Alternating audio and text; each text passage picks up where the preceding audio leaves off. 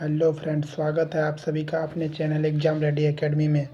आज का क्लास काफ़ी इम्पोर्टेंट होने वाला है क्योंकि आज के क्लास में हम सामाजिक विज्ञान यानी सोशल साइंस के 15 काफ़ी महत्वपूर्ण प्रश्न पढ़ने वाले हैं जो आपके फाइनल बोर्ड परीक्षा 2025 के लिए काफ़ी महत्वपूर्ण है। तो आप सभी जल्दी से वीडियो को लाइक कर दीजिए और साथ में चैनल को सब्सक्राइब कर बेल आइकन को प्रेस कर लीजिए ताकि आने वाला कोई भी वीडियो आपसे मिस ना हो सके। चलिए शुरू करते हैं। पहला प्रश्न है, राष्ट्रवाद से आप क्या समझते हैं? तो उत्तर लिखिएगा, किसी भी देश के नागरिक को अपने राष्ट्र के प्रति प्रेम ही राष्ट्रवाद कहलाता है। अपने देश के हितों के लिए ये मरने और मारने दोनों के लिए तैयार रहते हैं, इसे ही राष्ट्रवाद कहते हैं, याद रखिएगा। दूसरा प्रश्न देखिए क्या है, जैव विविधता क्या है? तो उत्तर लिखिएगा, हमारे पृथ्वी पर विभिन्न प्रकार के पेड़ पौधे तथा जीव जंतु पाई जाती है। पेड़ पौधे तथा जीव जंतु में इसी अंतर को जैव विविधता कहते हैं। विविधता का मतलब ही होता है अंतर, मतलब भिन्न भिन्न भिन्न भिन्न जो होता है उसी को अंतर कहते हैं। तो हम लिखिएगा, हमारी पृथ्वी पर विभिन्न प्रकार के पेड़ पौधे तथा जीव जंतु पाए जाते हैं। पेड़ पौधे तथा जीव जंतुओं के बीच इसी अंतर को जैव विविधता कहते हैं। हो गया। प्रश्न नंबर 3 देखिए क्या है। प्रश्न नंबर 3 है, भारत में जलवायु परिवर्तन के कारण क्या प्रभाव पड़ते हैं? प्रश्न नंबर 3 में बोला गया है, भारत में जो जलवायु परिवर्तन के कारण प्रभाव पड़ते हैं उसको लिखना है। तो उत्तर लिखिएगा, जलवायु परिवर्तन से भारत में अनियमित वर्षा, अधिक गर्मी, सूखा और बाढ़ जैसे प्राकृतिक आपदाएं बढ़ सकती है। यह कृषि, जल संसाधन और मानव जीवन को प्रभावित करता है। जलवायु परिवर्तन जो है मानव जीवन को भी प्रभावित करता है, इसीलिए उत्तर में लिखिएगा। हो गया। अब अगला प्रश्न देखिए क्या है।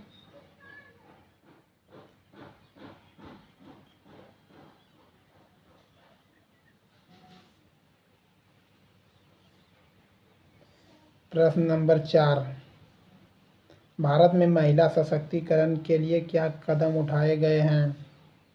तो उत्तर लिखिएगा, भारत में महिला सशक्तिकरण के लिए कई कदम उठाए गए हैं।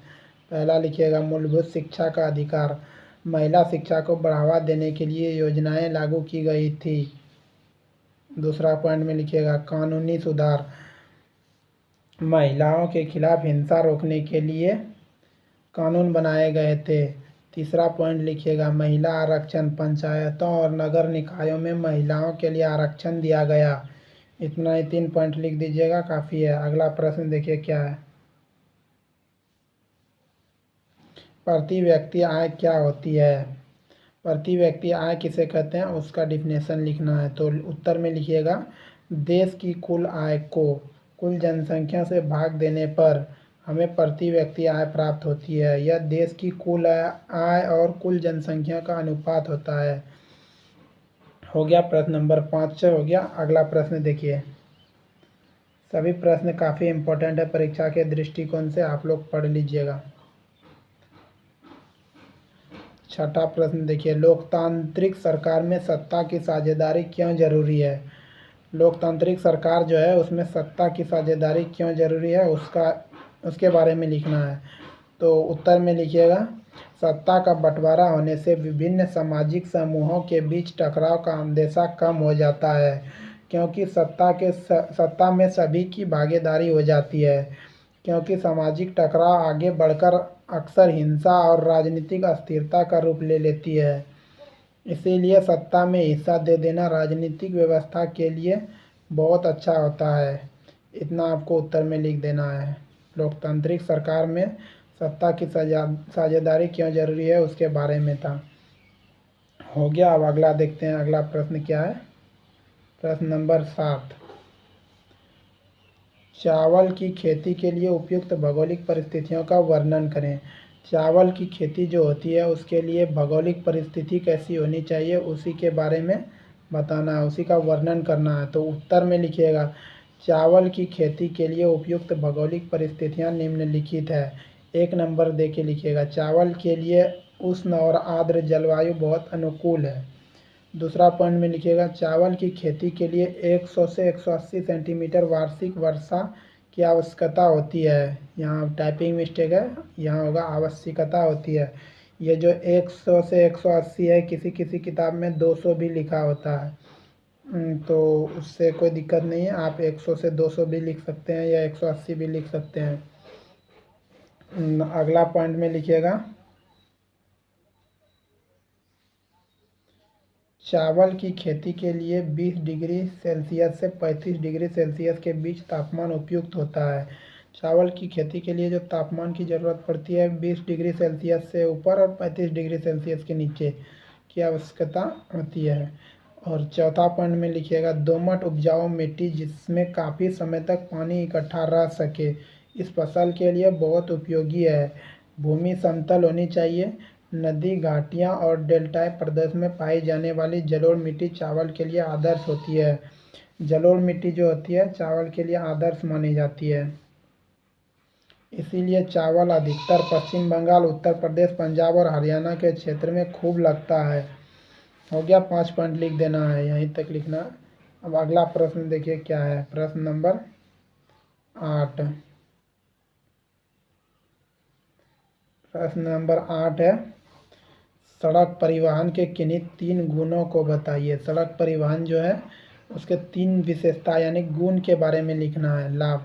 तो उत्तर में लिखिएगा, सड़क परिवहन के 3 गुण इस प्रकार है। पहला में लिखिएगा, सड़क परिवहन की लागत कम होती है। सड़कें बनाने की लागत कम होती है और इसका निर्माण उबड़ खाबड़ भूभागों पर किया जा सकता है।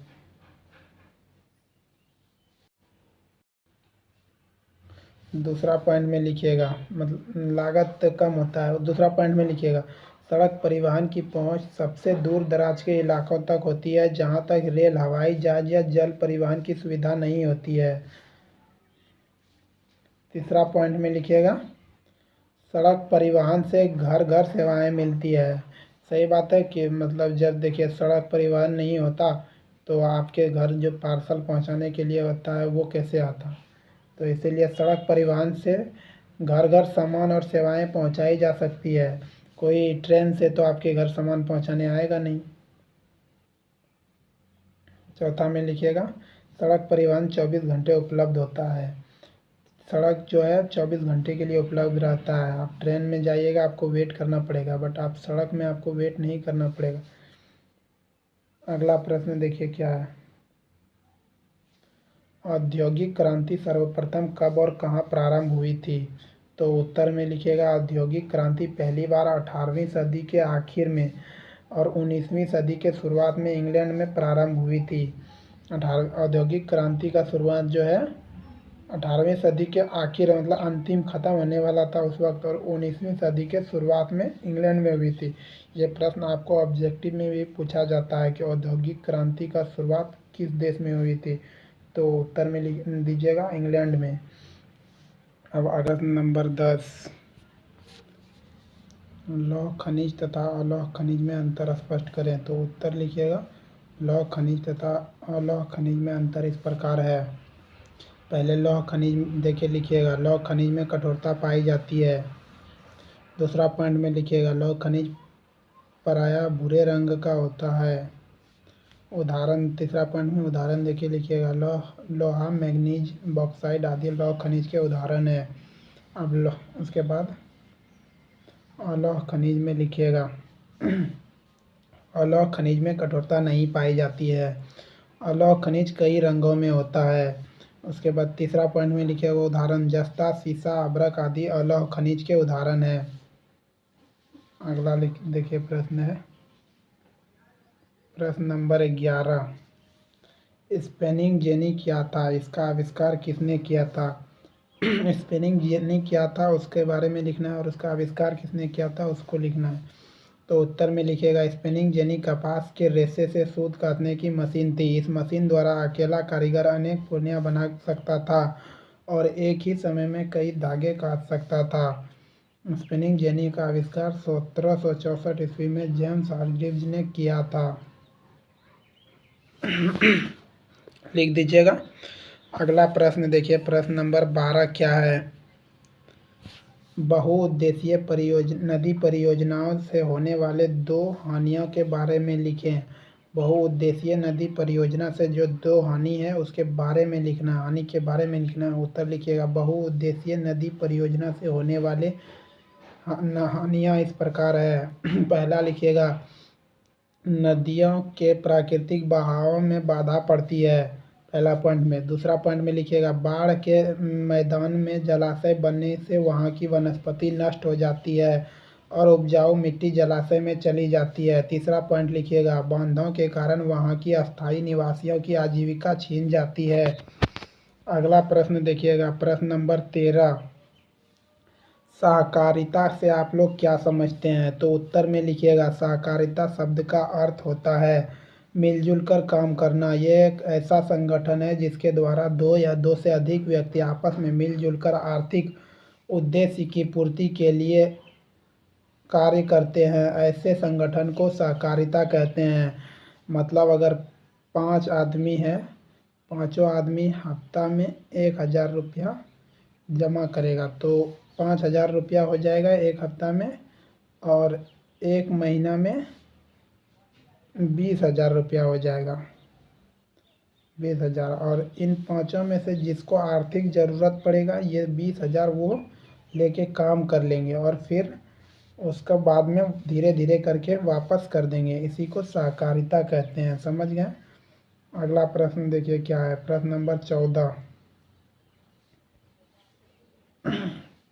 सांप्रदायिकता का क्या अर्थ है। उत्तर में लिखिएगा, सांप्रदायिकता क्या होता है उसके बारे में लिखना है। तो लिखिएगा, सांप्रदायिकता का अर्थ है किसी भी धर्म के मानने वाले लोग जो अपने धर्म को दूसरे के धर्म से श्रेष्ठ समझने लगते हैं,